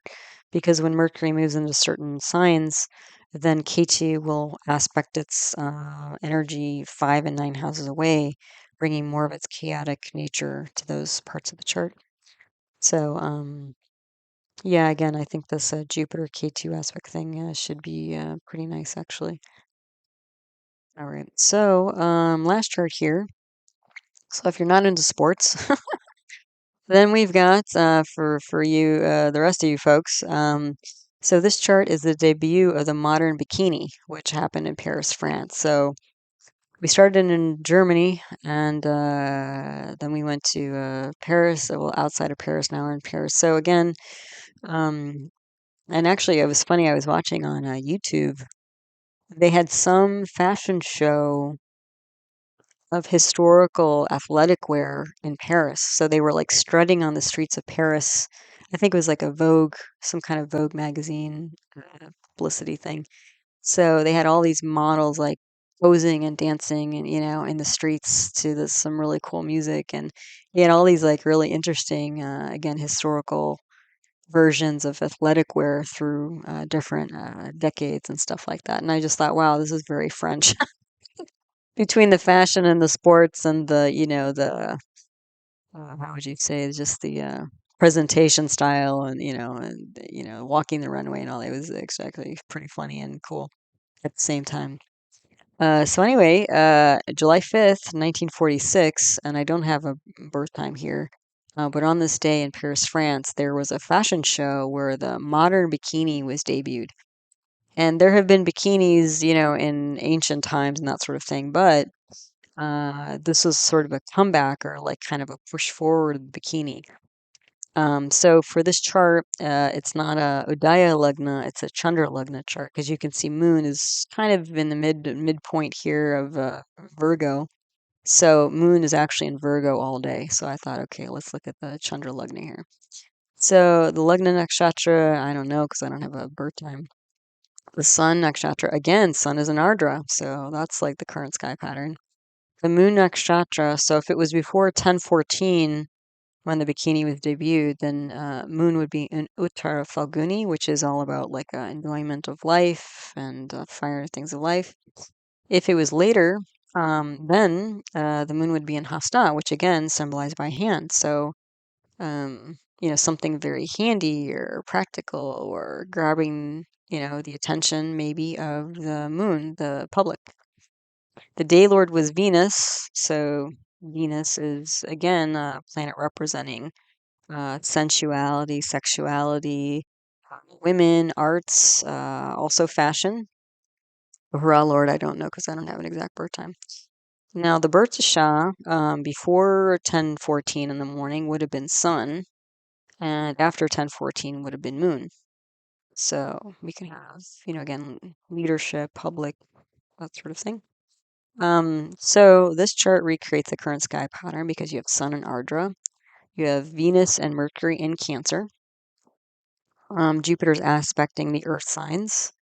Mars is aspecting Leo. Saturn is aspecting its own sign. And it's also Saturn is also aspecting Aries, where it's debilitated. So there's a number of similarities with this chart and the current sky pattern. But let's take a look. So the Lugna, so we have another Virgo Akanya chart here, which may seem a little funny since we're talking about bikini, because, Virgo is a very practical, earth sign, and it's dual. But even in that, actually, that makes a lot of sense because the backstory for the bikini is that the bikini at this time was developed because this was just post-war, and there was a rationing of fabric. So people were, again, it was right after the war. People were kind of trying to get back into life and, get some enjoyment, enjoy back after, years of just, being decimated by war. But there was this fabric rationing. So it was almost like, let's get creative and see what we can do with what we've got. So that's the energy of this chart. And even like it being a dual earth sign, like, a two-piece swimsuit as opposed to a one-piece is a practical way of using, whatever scraps of fabric you can come up with. So you can still be clothed enough to go enjoy a swim in the ocean in public without being too risque. But, it was pushing the boundaries, right? So anyway, so yeah, that was kind of funny and again cute to me. So let's see. So again, dual earth sign here, Dosvam Baba Prithvi. We have a dark moon with Jupiter in Chitra. So Chitra how do you say, it's symbolized, that nakshatra symbolized by a gemstone. So different facets. Like I think of architecture and structure with that nakshatra. And you have, again, this aspect by Saturn in Punarvasu. So, but Saturn is combust. So you don't see Saturn. Again, you don't see kind of limits. You don't see bureaucracy. These are things that Saturn represents. You don't see delays and obstacles. So again, it's kind of like okay, we have this fabric rationing thing going on, but how can we, utilize what we have so we can still, put our swimsuits on and go to the beach and enjoy summertime and, all the lovely parts of summer, get some joy back in our lives after such a long period. So, and Mercury, which is the lugnatia for the chart, is in Pusha. So there's some like nurturing, stabilizing energy here going on. Yeah. So this Virgo Lugna is a practical two-piece swimsuit, and you get fashion structure because Moon and Venus can both represent fashion. So you have this like um, kind of, and Jupiter's like an optimistic, like again, whatever. It's kind of like how do we make the most? Like how can we get optimistic about the few scraps of fabric we have to work with? And bring more joy to people, like because Jupiter and Moon together, it's like how do we make people happy with what we have, even though it might be a bit limited. And that's the thing, is it's almost like because even though Saturn is aspecting the Lugna, and Saturn is it can be an ascetic planet, like it can be very harsh in some ways, cold, distant, not fun. It's like the opposite energy of fun, light, happy summer days. um but it's almost like because of the imagination and, finding optimistic ways of using these scraps of fabric, we don't feel the limitations here. We don't feel the rationing restrictions here.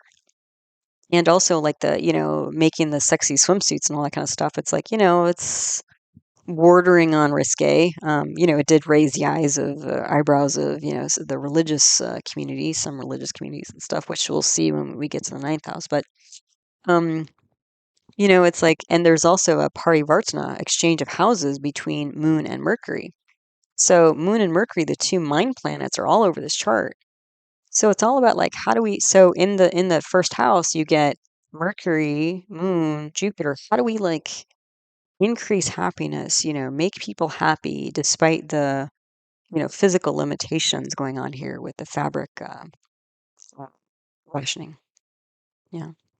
So, and also Jupiter and Mercury together, like we saw in the Tour de France, we saw Jupiter and Mercury together in the second house of oral communication. Now we have Jupiter and Mercury in the first house here. This is like, again, another media event here, public media event. Like, how do we publicize this and get people on board with this? Um, so the Lugnatia, Mercury's gone to the 11th house again, a Kamasthana. So all three. So what was interesting too is I didn't plan this, but I started to see like the charts that were coming my way that I was finding. They all kind of had like a fun summer vibe, with like Olympics, Tour de France, and now the bikini. Um, but what was also interesting astrologically was all of the Lugnatias have gone to the 11th house.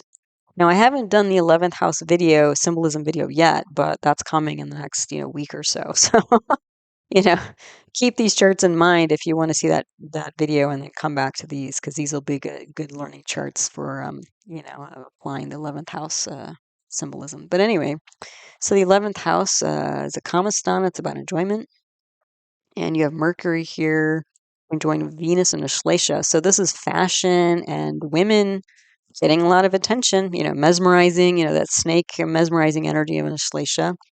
Saturn is in Punarvasu, so this could be structural, again, the sewing energy, literally, like Venus, Mercury, Saturn here. So Venus is art, Mercury can be hand, and Saturn is structure.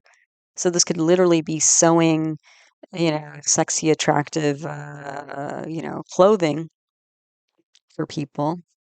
The other thing is this in the 11th house of like groups, clubs, group society, and Saturn is in Punarvasu, so having a home base and going out. So sewing these sexy clothes or seductive clothes so that you can wear something and go out to the beach and enjoy yourself in public. I mean, again, they're two-piece, so they're going to be more revealing than a one-piece, but it's like, well, is it like a two-piece swimsuit or nothing, or staying home? Like maybe those were the options. So, so yeah, so you could, sew this new attractive kind of mesmerizing swimsuit so you could go out and have fun. There's a Kala Sarpa yoga in this chart, so ambition. There's a pravraja yoga, these three planets in the 11th house. That's a life focus of enjoyments and socializing in a positive way. There's also a Kesari yoga, so this moon and Jupiter in the first house. That's a networking yoga. The Chitra grahas in this chart are Mercury, Moon. So again, the mind planets and the Mercury and Moon are going to be all over the chart here. So changing, uplifting people's minds and, trying to shift things there. And then we have Mercury and Moon, the two mind planets with Mars and Sun. So leadership. And we have Sun here in the 10th house of daily activity. So literally going out and getting some sun. And Sun is in what, Ardra, right? Yeah. So it's like uplifting people's spirits, getting them some kind of swimsuit so they can go out and enjoy themselves rather than hide in the fields from bullets and bombs and stuff like that. And then Mars here is in the 12th house. So Mars can indicate things like literally material things. So loss of materials, loss of manufacturing. Um, yeah. So, because again, the materials and manufacturing have decreased because there was, unfortunately, so much loss of like little human lives. They can produce as much as they did. So it's like, well, we got to make the most of what we got, right? So, challenges and changing people's minds and recovering loss of production here. And now, also, what's interesting, the yogi here is Saturn. And again, that's a planet that can represent wealth. Saturn's combust. So I don't think initially this is a big money maker. However, in addition, Ava Yogi is Moon. So, Moon is going to be on the first house of self, the seventh house of independent business and partnerships. And then with the parivartana, Moon is going to be in the 11th house of clubs, groups, societies, and the fifth house of creativity. So I'm not seeing this at that time as being a big money maker. It's probably more of a novelty and kind of conversation piece. Then the duplicate yogi of Jupiter there, but there was some money that was made here. Um, but I'm not seeing a whole lot, at least in the beginning. Um, and what else? The sun. The other thing is the Saturn with combust Saturn with the moon and the lugna here. This could be again a lack of wealth, like a lack of material, just a decimation of the material world here. And this Jupiter, again, we're trying to bring in this sort of savior, Santa Claus energy. Because as I mentioned, like in my Jupiter symbolism video, Jupiter in my mind is kind of like Santa Claus, like gives gifts to children and is generous and charitable and all this kind of stuff. So again, like this energy of the chart is like, how do we make the most? We've got a few scraps here of fabric. How can we make something fun and pleasurable and, uplift people's moods and stuff from the little, scraps that we have? Yeah, got it. Okay, so then the second house here, second house lord is Venus. So talking about scandalous clothing, like attract, it's gonna be a conversation piece for sure. Probably took a while to, it was controversial, so it's not like it was everybody was wearing one. It took a while, I think, to take off, but now, it's pretty commonplace. So then the third house lord is this Mars. It's gone to the 12th house, and then we have Ketu there in Jesta. So again, this protective nakshatra, and Ketu's again, kind of a erratic, destructive energy can be. So it's kind of like protecting the end or loss of production. So whatever sort of decrees have been made by the government to ration fabric, it's like, okay, how do we um, protect ourselves from just, okay, at least we have a few pieces of fabric. What can we make from it? What can we do with it? Then the fourth house here, the Lord is Jupiter. It's aspected by the Sun and Ardra. So again, this is kind of like, generating happiness. Sun and Ardra, the sadness. Um, the fourth house represents happiness, but the Sun representing the soul is in Ardra, a sad, nakshatra. So it's like, how can we, again, take these scraps that we've got and yeah, make people a little bit happy. That's that. And there's some government troubles as well here. The fifth house lord is Saturn. It's aspecting its own house, but again, Saturn's combust. So there's not, I would say, a huge platform for this initially. Um, you also have Jupiter here, Mercury and Moon. So you have creative new structures, but again, it's about uplifting the mind and changing the mind. And then you also, again, you have in this house, we have Saturn, the yogi, Aviyogi moon, right? When you get the parivartana, moon will be aspecting here as well. And then you have the duplicate yogi. So you have the three money planets, for better or worse, in the fifth house of creativity. So you're also trying to generate some new wealth from, again, these scraps of fabric that you have available. Then the sixth house lord is Saturn, and this Saturn is bhavam. So the sixth house, the sixth lord has gone 6 houses away. So again, this is many losses of money and materials through enemies.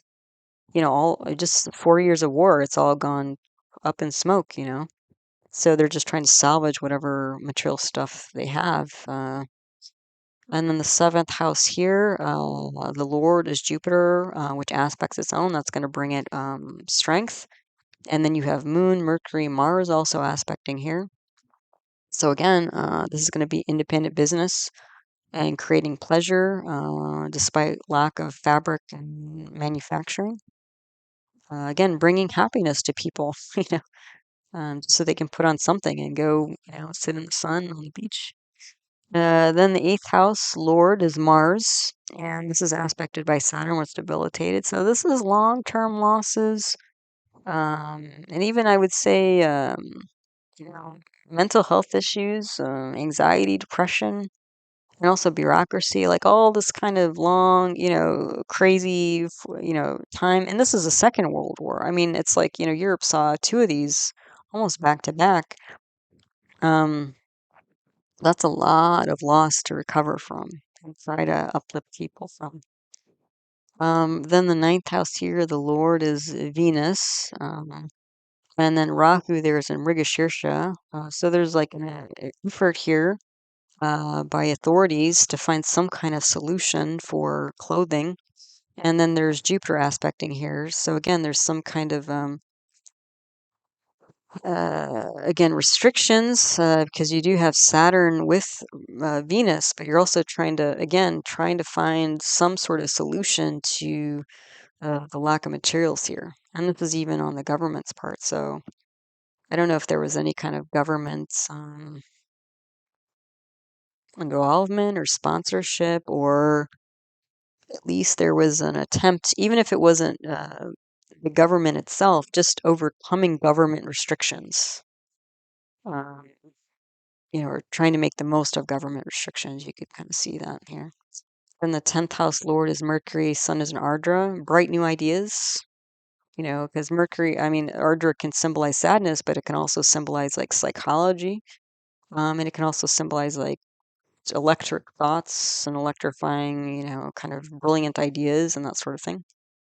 Then the 11th house here, I've mentioned the 11th house lord is Moon, and it will aspect its own through the parivartana exchange of houses of Mercury. So you have Moon, essentially in the 11th house, Moon, Venus, the two arts planets, the two fashion planets, the two emotional planets with Mercury.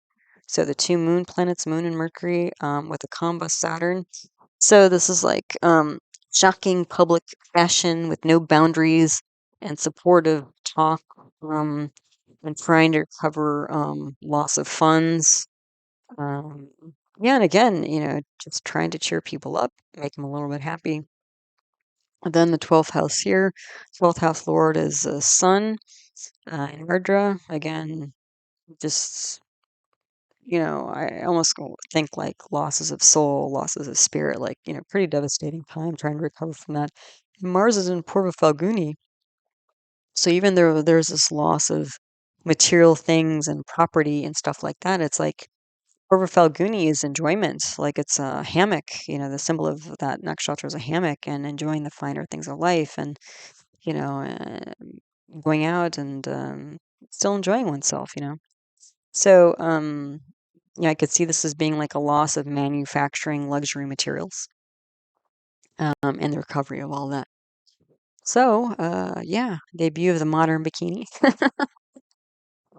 as seen by as analyzed by Vedic astrology, Jyotish. All right. So, if you like to be your own astrologer, what you can do is kind of follow one of the storylines of maybe one of the planets, or since a lot of these planets are going to be transiting through Cancer, Karka, and Leo somehow, you might find where Cancer and Leo are in your chart. And again, you see the little chart here. This is a North Indian style chart, and the top diamond, as I mentioned, in the middle at the top is the first house, and you get to the second house by counting clockwise. So, like, let's say Cancer was in your second house. Okay. So, in Cancer, we're going to have Sun and Mercury and Venus traveling through there this month. Now, the second house represents things like family, speech, wealth, food, drink, things that you eat.